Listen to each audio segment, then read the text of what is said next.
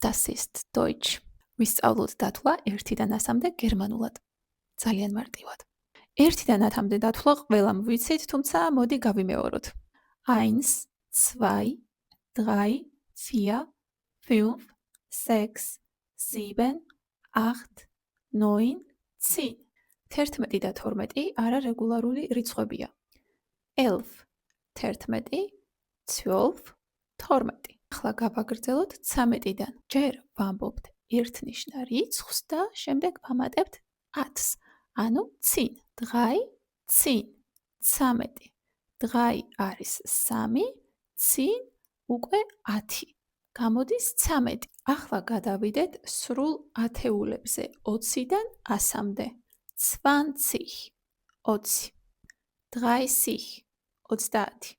40, 40. 50, 50. 60, 60. 70, 70. 80, 80. 90, 90.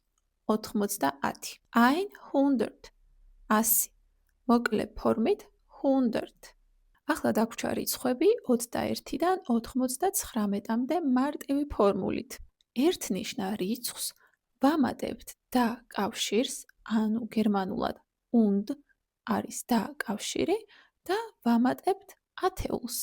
მაგალითად, როგორ ვიტყვით 23-ს? ვიწყებთ ერთნიშნა რიცხვით, ამ შემთხვევაში 3-ით, ვამატებთ და კავშირს und და ვამატებთ იმ ათეულს, რომელ ათეულზეც ვსაუბრობთ, ანუ 20 und 20.